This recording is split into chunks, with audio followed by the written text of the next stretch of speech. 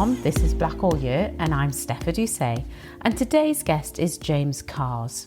James is the founder and chief executive of Castle Peak Group, which was founded by James in 2024 as he felt passionately that there was a gap in the market within the Northeast for a true executive search offering that was driven and built upon diversity and inclusion. James feels that these are not token or box-ticking gestures, but really values that are close to his heart. James has also an understanding of being a non-exec director, having been a trustee with the Smart Multi-Academy School Trust, and is currently a serving NED of the board of Active Northumberland. In his spare time, along with a very busy family life, James is an acclaimed teacher of Tai Chi Chuan and Chinese martial arts.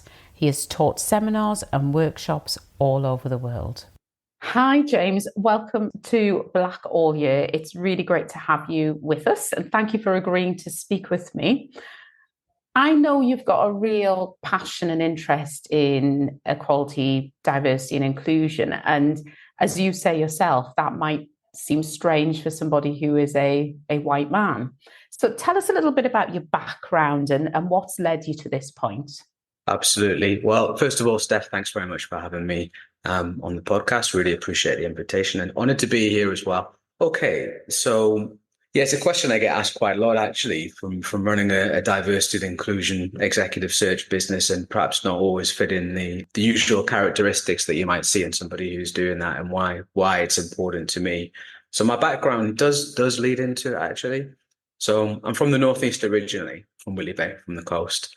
And I spent all of my time outside from basically going to university. So I went to university at 18 in a small town called Luton in Bedfordshire, and then went on to work in London for 5 years, and then moved over to Hong Kong, where I stayed for 12 years, then Canada, and then only came back to the UK, to Newcastle, about 7 years ago. So a big chunk of time away from the place. And that really, I guess, also helped to form me as an individual. But going back to my youth, so at that time, given my age away, the UK was, the Northeast was not the most diverse of region. It was very white, working to lower middle class kind of neighborhoods that I grew up in during that period of time. And, sort of the incidents you have as a youth kind of shape you quite a lot, and decisions that you make, and also how you become as a person getting older. And I suppose a couple of things happened to me when I was younger that really made quite an impact on me in this direction. The first one being I was in quite a traumatic, violent incident actually when I was about 10. And I had a close friend at school at the time his parents were from Indian background. And we'd gone to the local swimming pool, Tynemouth, together. And my mum at the time had dropped us off and agreed a time to come and pick us up from the pool later on. And being a very busy working mum with 3 kids, she was a little bit late, and I can empathise with that now on the way and coming back. So we were stood waiting at this bus stop for her to come. She wasn't terribly late. And well, basically a group of skinheads came along and beat 7 bells out of the 2 of us. It was a pretty bad incident with police called in at the time, and they did catch them. And that was a pretty hard thing to go through, and also for my friend as well. And it was an interesting day because that was the first time we had done that and gone to the pool. And what really sticks in my mind as much about that was the moment we went into the swimming baths after we changed and walked through the showers, was a growing man, an adult male, spitting on my friend. Wow. As we went into the pool. And I'd never seen that or experienced anything like that before. Interestingly, though, the only other time I've seen anything like that was 4 years ago during the beginning of COVID. I've got some very close Hong Kong Chinese friends in Newcastle. There's been a lot of immigration here recently from Hong Kong. And their kids were spat at in McDonald's in 2020. In the beginning of the pandemic, because and it was you brought COVID over here. So you think when you hear the original incident, the world's changed a lot, but actually has it? That was a really bad experience, and I guess something that I wouldn't have normally gone through had I not been with my friend. So to feel part of that was in a way life-changing. It took me in 2 directions. I mean, one, it took me along the direction of never wanting that to happen again, trying to get an understanding and a rationale of why it did. And why? Because I wasn't brought up like that. I was lucky to be brought up by parents who just saw everybody as being a human being and nothing to do with color or background or race. So, and I consider myself very lucky that I was brought up in a family like that, because obviously not everybody is. And then as a youth, the main thing for me was to make sure that never happened again. Yeah. So also it took me into a massive passion for my martial arts as well, to make sure, which I'm now a coach, to make sure it didn't happen again. I do wonder as well for people who are white, whether it's almost more shocking when you're part of that as well. And unfortunately for people who are ethnically minoritized, people who are Black, you kind of become used to it. So it's not that it doesn't hurt, it's not that it doesn't affect you, but you almost expect that racism. Whereas when it happens and somebody who is white is there and they witness it, it's almost more shocking because it's not, as you said yourself, it's not something you'd experienced before. It's not, and it's very different experiencing something secondhand to firsthand. To hearing about something can be very shocking, can be very disturbing, can be very upsetting. But when you're right there in the heart of it, it's very different. I mean, I remember, this is not an endemic problem with the Northeast. It's global issues. I remember when, in Hong Kong, we lived in a small village in the New Territories, which is up in the countryside, and had a local restaurant we used to go into all the time. I had a very good friend who was South African by background, Black, and had come up to visit me. And I took this friend to this restaurant where I'd been treated very, very well as a white expatriate, unusual in the community that I lived in. Took him and they wouldn't serve him. And I'd never experienced that. And it was incredibly embarrassing. And he sort of shrugged it off because obviously it wasn't the first time in his life that he'd experienced that. I'd heard of stories like that. You see it in movies and you hear people tell their accounts of things, but to actually, again, see it, you get a bit of a picture of how horrific it can be, and try to get some kind of understanding around it. And it's a pretty disgusting thing, but it's something that's people experience around the world all the time. Yeah, quite right. And that colorism as well, because I think there's this assumption that, oh, well, actually, because you both come from minoritized communities, then that kind of thing won't happen. But that colorism that can go on between different ethnicities and that anti-Blackness is very real. And we have done an episode about that previously. So it's kind of all of those experiences, and you ended up in recruitment, and you now have your own agency that specializes in executive and non-executive level recruitment, or with a particular look at kind of EDI perspective. Is that right? It is, yeah. So when I set the business up in January, I wanted to, I guess, having spent 20 years in the sector and run some pretty large businesses and always been the front line of doing executive search as well and being hands-on involved in that. I think you've got an opportunity when you set something up yourself to do what you want to do. I know that sounds obvious, but actually you really do, because nobody else is setting the direction of the business. So you can do something you feel passionately about, something that interests you, not because it may fit a good business plan of somebody else. So I was very keen to not bring any external investors in or anyone else that would tell me the direction of the business.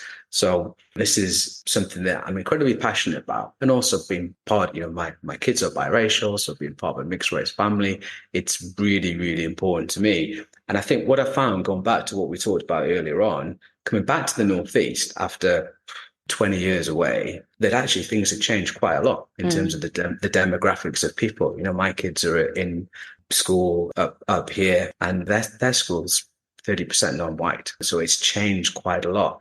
But actually, there's a big discrepancy then when you get up to organizations. I was going to say businesses, but actually all organizations, not-for-profit, third sector, and commercial organizations in their executive teams and in their boards, that they really don't fit that demographic, that it's still, I would say, particularly in the Northeast, behind other parts of this country in terms of diversity and also inclusion within those businesses as well.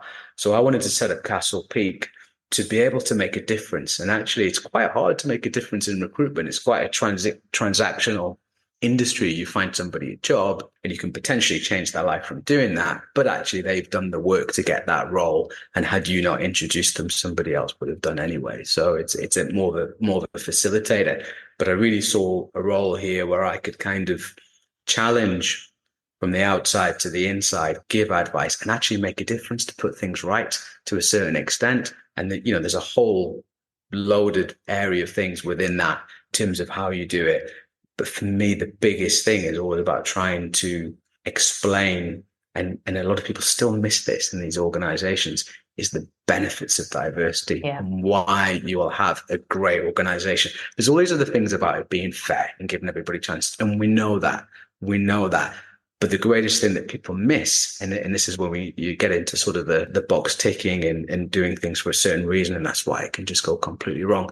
But it's actually, the innovation, the creation, the value that you get above everybody's role when you bring people in from all sorts of diversity, from different backgrounds.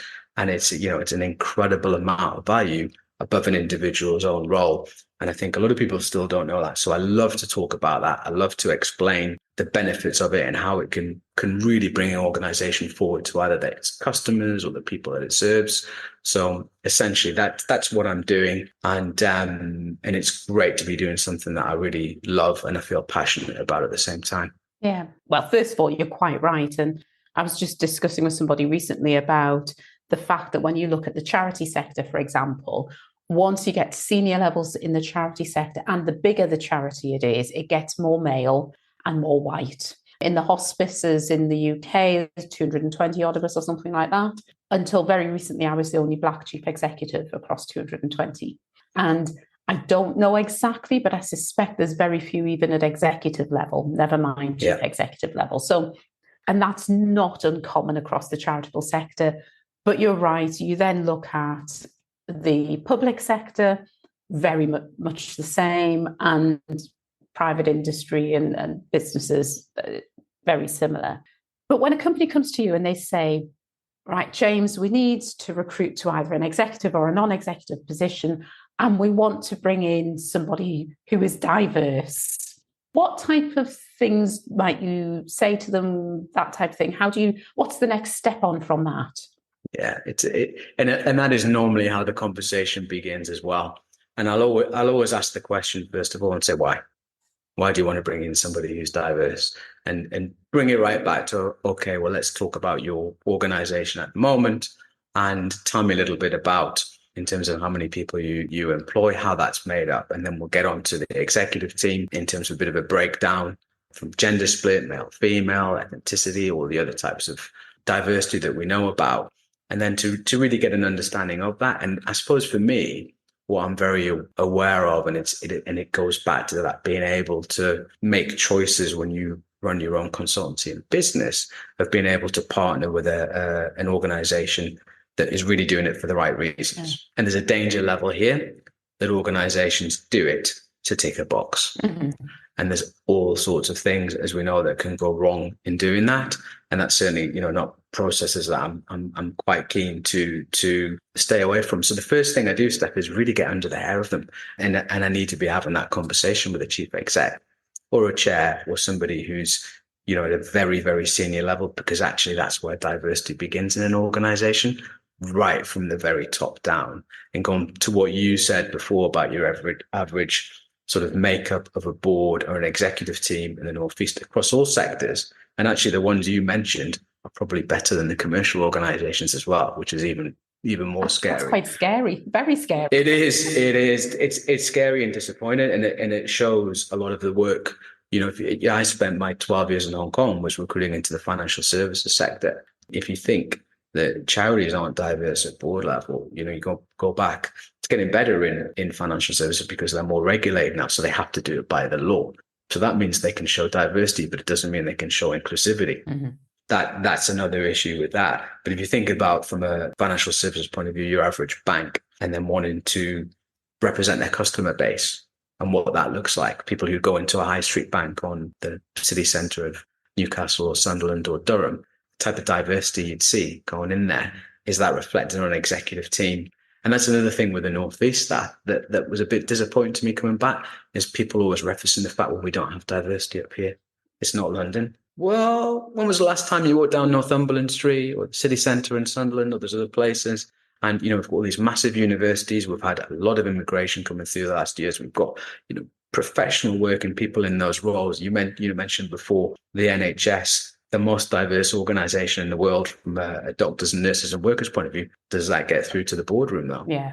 So I don't necessarily agree with that. I think that's a bit of a lazy statement to make, if I'm really honest, and it's one that needs challenging and talking about. It may have been the case 30 years ago. So now it isn't. So so going back to your original question, so I really tried to get under the sibs on the reasons on why they want that. And is there a good nature behind that where they can really see they're trying to go on a journey? Okay, because not every organization's there. And it's about being honest with that journey and what their plan is around that journey. And that doesn't necessarily mean quotas. That means what they're looking to change. And it could be about attitudes, it could be about behaviors, and why they think bringing that diversity into the boardroom or into their executive team will make a real difference on that. And that's the point where I can sit down and start to, build a strategy around that piece of recruitment or that particular exercise to really find the right candidate, but first and foremost, always find the best candidate for the role, because it's such an issue if you're working with an organization and the first thing they say is we want diversity. There's a bit of a red flag there that there's a danger of tokenism, which we know that, and that can cause all sorts of problems by doing that. So there's a lot of advice that needs to get, and I think to keep it on a positive level at all, because there is a big. This is something that's coming up all the time. There's a big desire for change, and there's more and more people who I would say are singing from the same hymn sheet on this. So I do see good motives out there that it is going beyond that box ticking, and organizations that are starting to see the benefits of it and really do want to change. And if that organization isn't there at the moment and they do have problems, well, that's fine. But it's about being honest and about open about that and how to fix them. But I do have to say, with diversity inclusion, that it has to come down from the top. It's not about appointing somebody and making it that person's responsibility in an organization. That can help, but siloing that under HR and then having a chief executive board that don't personify that don't say the same things, then you're trying to tick a box, and it's very, very obvious. When I have conversations with potential candidates about organizations, they'll do their research. They'll look at a business, they'll look at the makeup of their board, which is out there for everybody to see these days. Go into a website, go into an About Us section, you can see the backgrounds of everybody, you can see LinkedIn profiles, but they'll also look to how long they've been there and really see whether they're made to, and it's not about having a diversity policy on your website. DNA will come out, and my job a lot of times is to bring that to life to potential candidates and to talk to them and be very honest about the journey that business may be on and what they're looking to achieve from doing it. So you've got to be honest from both sides, but kind of get on the front foot with it. And I think that you're right in that there's this thing of when a company does have a journey to make, as long as they recognize that, first of all, they've got a journey and that they're not there, because I think there's quite a lot of denial or just lack of even awareness of just how far they are from being an inclusive organization. Yeah. But if people are aware of that and are honest about that, and I think that thing that you say about that ownership of it at the highest possible levels, and a recognition that it's not the responsibility of the person or people who come in to change that environment, it's the responsibility of the people already there to make that environment good for the people that are coming in. If people then go into that organization who are, say, Black, and they're aware that that's what they're going into, then you expect some behaviors, but those behaviors are going to be dealt with. Yeah. One of the challenges, I think, is when companies present themselves falsely as though they are a very inclusive organization, and then somebody goes into that organization as a non-executive or an executive member, or in fact, any member of staff, and what they're confronted with is discrimination and nobody willing to even accept it or tackle it. Absolutely. And that kind of appointment and somebody having to feel that when it will probably put that business back a good 10, 15 years in terms of their journey and what they're doing in the first place. It's very, very obvious. And what usually ends up happening is the person will end up leaving. If they don't get that support when they go in there, which was what you were referencing before, coming right from the top, they don't have that level of support, they're not going to stay. And then when they don't stay, what's going to happen? That organization is going to blame that candidate. Yeah. So it's like it's a vicious circle. It's a spiral. So everything else. So that's one of the first things when I talk to any company or any organization that's looking to make a change like that. I need to have those conversations from the chief exec to make sure that it's still there. And this isn't something that's just being kind of offloaded to be a project or something we're looking to do to make us look nice on our website and to give that level of diversity. It's got to be in the DNA of the business. Otherwise, that journey's not going to work. And when it doesn't work, it'll actually cause more harm than good, particularly to that candidate. Yeah, the other thing that you referenced, actually, and I hear this a lot, is that the person has to be able to do the job. And that, it irritates me a little bit, because if you are somebody who is minoritized, so in my example, a Black woman, the chances of me taking on a role that I am not more than qualified to do are really, really slim, because there is that awareness of, if I mess up, it's not just me, Steph Edusei, that messes up. Mm-hmm. It's that Black woman that we had that did that job messed up. And therefore that tarnishes all Black people, but definitely all Black women.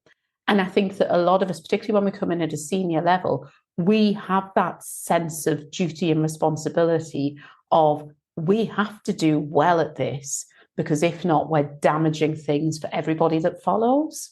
You probably feel like you have to work twice as hard. Oh, at least. But I think to get into the devil of the detail on the reference and what I was meaning by that is, I guess, the difference between a great candidate and somebody who can do the job. Yeah. Yeah. So somebody who can do the job, I mean, somebody who fits every single line of a job description. And I always say, even without the realms of diversity and inclusion, if that was the great candidate, why would they want to do the job in the first place?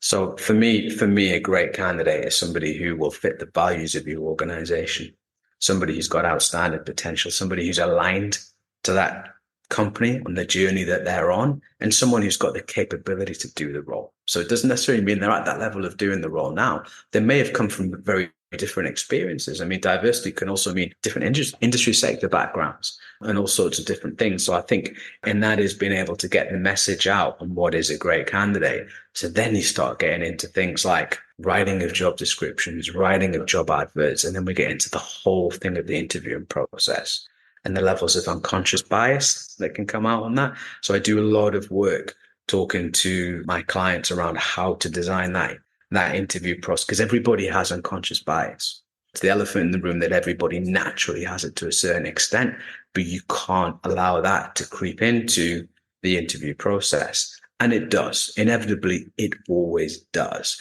And that's one of the reasons, and what you were mentioning before, referencing about the level of boards being that demographic of your typical white, middle-aged, straight guy who sits on a board or holds a chair position in the Northeast, no matter what the sector industry is.